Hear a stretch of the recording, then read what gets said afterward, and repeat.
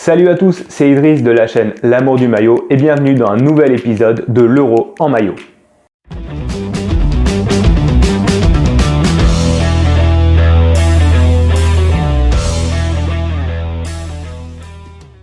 Ça y est, l'équipe de France s'apprête à rentrer dans la compétition contre l'Allemagne. France-Allemagne, au cours de l'histoire, ça a toujours donné de superbes matchs. Mais aujourd'hui, j'ai surtout décidé d'aborder le match sous un autre angle. Ces 20 dernières années, France-Allemagne, ça a aussi été le théâtre de présentation de nouveaux maillots pour les deux équipes. On revient un peu en arrière en novembre 2003. À l'époque, l'équipe de France sort d'une Coupe du Monde catastrophique, tandis que l'Allemagne est vice-championne du monde en titre. Les deux équipes se retrouvent à Gelsenkirchen et pour l'occasion présentent leur nouveau maillot extérieur pour l'Euro 2004. Les Bleus jouent donc en blanc avec un maillot que vous pouvez voir à côté de moi. L'Allemagne, quant à elle, porte un maillot noir tout nouveau. Sur le plan sportif, ce match est resté dans la mémoire des supporters français puisque les Bleus ont littéralement étrillé l'Allemagne 3-0. À l'époque, on pensait que ce serait de bon augure pour la phase finale de l'Euro 2004. Quant aux maillots, ce sont simplement des versions évoluées de ce qu'on avait pu voir en 2002. La double couche est toujours présente, elle est juste un peu plus technique et cette fois, elle est directement brodée à la couche principale. 2 ans plus tard, les deux équipes se sont retrouvées au Stade de France pour un nouvel amical.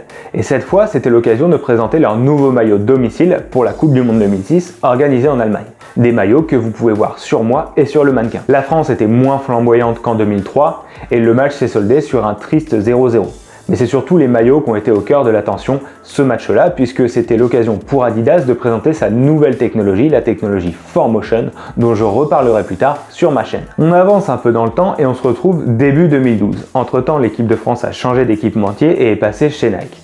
Et encore une fois, en Allemagne, en amical, les deux équipes présentent leur nouveau maillot extérieur. Les Bleus présentent leur nouveau maillot blanc, très sobre, très élégant, que j'ai présenté dans l'épisode 4 de la série Nike So French sur ma chaîne, que je vous invite à aller voir. Tandis que l'Allemagne, elle, joue en vert, une couleur qu'elle avait pu adopter sur son maillot extérieur depuis l'Euro 2000. On note enfin que lors du tristement célèbre France-Allemagne de fin 2015, l'Allemagne, là encore, a présenté son nouveau maillot domicile pour l'Euro 2016. Donc en conclusion, on voit que France-Allemagne, c'est plus qu'un match, c'est plus qu'une affiche sportive de rêve, c'est aussi un match qui commercialement pèse beaucoup. C'est rare que de tels matchs amicaux réunissent autant de monde, et aujourd'hui je voulais aborder ce match sous un autre prisme que celui qu'on voit habituellement dans les médias, à savoir 1982, 1986, 2014 ou encore 2016. C'est tout pour moi aujourd'hui, n'hésitez pas à vous abonner et à nous dire dans les commentaires quelle est votre France-Allemagne préférée de l'histoire, et nous on se retrouve très vite pour un nouvel épisode de l'Euro en maillot. Ciao!